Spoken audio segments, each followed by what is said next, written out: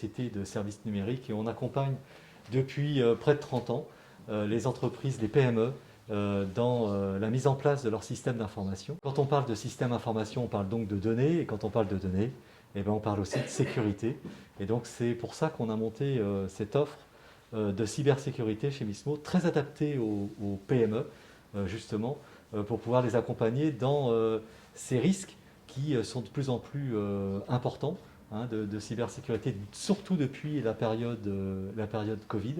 Hein, on a vu notamment sur la partie ransomware une augmentation de près d'un tiers, hein, des attaques de crypto-locage chez nos clients. Et donc on a mis en place un certain nombre de dispositifs pour éviter, parce qu'en fait notre approche elle est très préventive plutôt que curative, pour éviter d'avoir ce type de problèmes dans les entreprises. Au-delà de la cybersécurité, hein, qui est un néologisme assez récent, mais on parle aussi de sécurité du SI, il y a plusieurs aspects qu'il faut aborder. D'abord les aspects de disponibilité, on parle de la disponibilité de la donnée, hein, donc le fait qu'elle soit toujours disponible et d'avoir un taux de disponibilité le plus fort possible. Il y a l'aspect de confidentialité. Ça, on en a beaucoup parlé, notamment avec le RGPD. Alors le RGPD, ça remonte un petit peu, on a un petit peu oublié, mais c'est toujours d'actualité. Dans toutes les entreprises, il y a un service RH. Dans tous les services RH, on gère du personnel.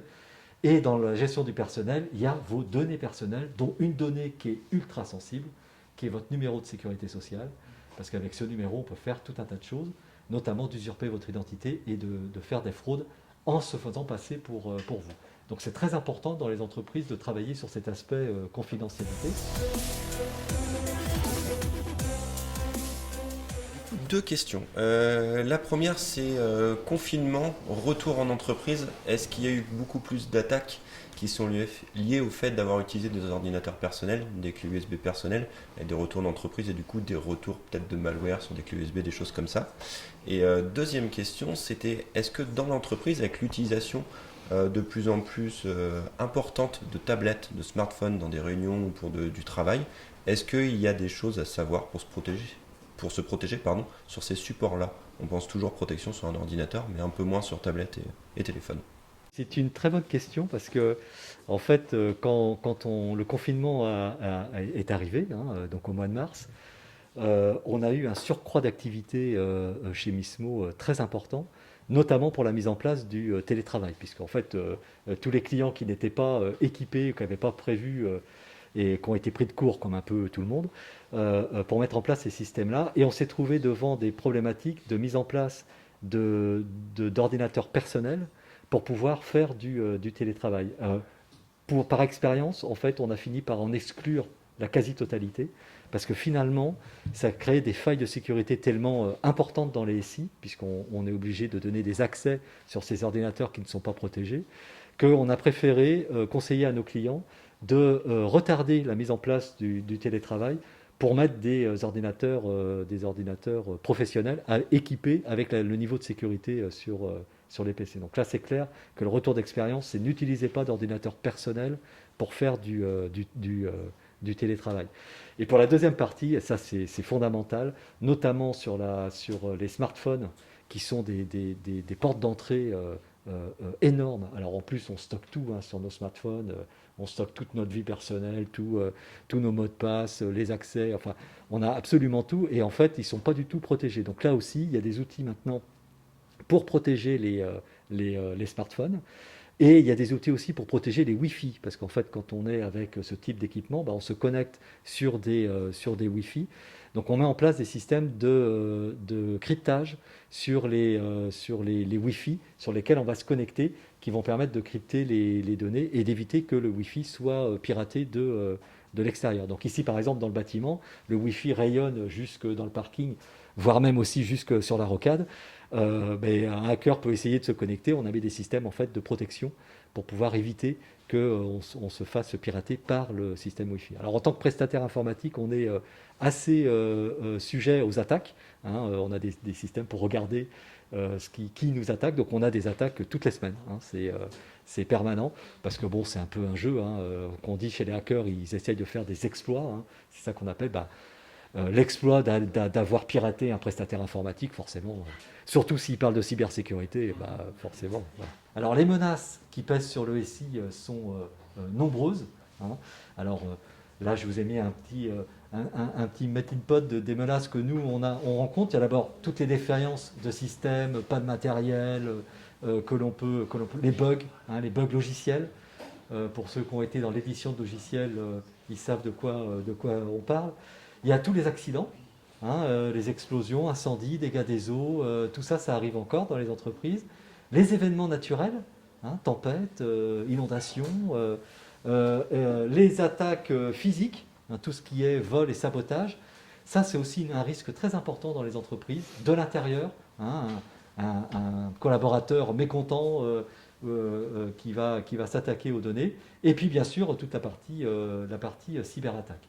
Fort de toute cette expérience, de cette réflexion, de ce qu'on a apporté à nos clients, on a amené une méthodologie qui est en 5 points pour pouvoir accompagner nos clients. Alors d'abord, un premier point qui est très important, c'est le pilotage et la mise en conformité. Le deuxième point, c'est de mettre en place des outils de traçabilité, hein, sur la partie journalisation, notamment la journalisation des accès. Ensuite, de travailler sur la prévention, et c'est là où il faut le travailler le plus, hein, sur cette partie prévention. Je vous montrerai quelques exemples après. Quand on a fait toute cette prévention, ben, on va aussi mettre en place des systèmes de détection, c'est-à-dire qui vont surveiller ce qui se passe sur le réseau. Par exemple, il y a des systèmes aujourd'hui très perfectionnés qui permettent de surveiller les fuites de données, hein, qui vont pouvoir scanner le réseau et regarder si à un endroit, j'ai une grosse fuite de réseau, un gros transfert de paquets de données qui va aller d'un endroit à un autre. Et puis le dernier point, c'est quand on n'a pas réussi tous les autres, donc c'est un peu le constat d'échec, hein, c'est la récupération. C'est ce que je parlais tout à l'heure, de partie curative. Ben là, il faut que je restaure mes données, donc forcément, il faut avoir des systèmes de sauvegarde, notamment, qui me permettent de pouvoir restaurer. Je suis une petite utilisatrice d'informatique et j'utilise notamment Mac, donc tout le système, une grande partie du système Apple. Est-ce qu'aujourd'hui, Apple est si protégé que ça ? Parce que moi, j'ai juste un espèce de pare-feu tout simple que j'ai installé et je voudrais savoir le niveau de sécurité d'Apple. Il y a un niveau de sécurité qui est différent sur les OS Mac. Effectivement, qui les protège naturellement, parce que c'est dans la conception même du système d'exploitation qui fait que le système est moins attaquable. Mais ça ne veut pas dire pour ça qu'il n'est pas attaquable. Donc c'est pour ça qu'aujourd'hui, il y a des solutions qui permettent de protéger notamment la navigation, parce que c'est surtout avec Safari, notamment la navigation sur Internet, qui peut, elle, amener à avoir ce qu'on appelle des malwares qui vont s'installer. Et notamment, là en ce moment, il y a une actualité qui est assez intéressante sur le crypto-jacking, qui est en fait ce système qui met des logiciels sur votre PC pour utiliser votre PC pour miner de la crypto-monnaie, hein, les fameux bitcoins dont on parle, qu'utilisent d'ailleurs les pirates, hein, pour se faire payer. Et donc votre machine se met à fonctionner énormément alors que vous ne faites rien dessus.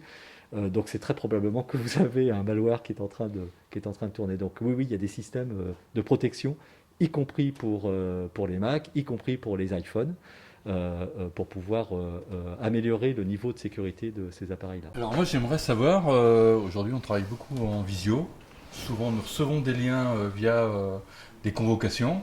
Est-ce qu'il y a un sujet de piratage par ce mode de procédé ? Bien sûr, c'est une grosse faille, notamment pour pouvoir mettre des outils qui vont prendre la main sur votre caméra et votre micro. Donc ça, c'est très... donc il y a la caméra, le micro, le clavier, c'est les 3 éléments qui sont intéressants sur votre ordinateur portable. Le clavier, parce que ça va me permettre de pouvoir récupérer les mots de passe que vous saisissez. Et donc si vous avez mis un mot de passe et que par chance vous mettez le même mot de passe sur d'autres sites plus intéressants, je vais pouvoir aller rebondir, notamment votre messagerie, parce que la messagerie c'est très intéressant à pirater. Et puis évidemment votre micro et pour pouvoir vous épier sur... Donc ça c'est l'utilisation des outils de visio. Il faut absolument rester dans un monde professionnel, c'est-à-dire que très clairement, il faut payer, hein. Alors c'est un peu comme les antivirus, hein. Il y a les antivirus payants et les antivirus gratuits. Donc on se dit, je vais prendre le gratuit, hein, parce que c'est... Donc le gratuit, c'est la personne qui est à l'entrée du stade et qui est en train de faire autre chose et puis qui fait passer tout le monde. C'est ça l'antivirus gratuit. Et le payant, c'est celui qui se met devant vous et qui va vous scanner de la tête aux pieds pour pouvoir vous laisser passer ou pas. C'est ça la différence entre quelque chose qui est... Parce que rien n'est gratuit dans notre monde. Donc il faut effectivement payer. Moi je vous invite, même à titre personnel, et moi je le fais, à acheter vos licences d'antivirus. Ça coûte pas très cher, hein. Vous prenez, alors je reprends chez F-Secure parce que c'est un de nos partenaires, mais une licence pour 5 utilisateurs à titre personnel pour protéger 5 PC, c'est 49 € par an. Donc c'est ridicule, eu égard à ce qu'on va pouvoir, la sécurité qu'on va pouvoir mettre sur nos données et nos smartphones. Voilà pour notre offre cybersécurité chez Mismo. Je vous remercie.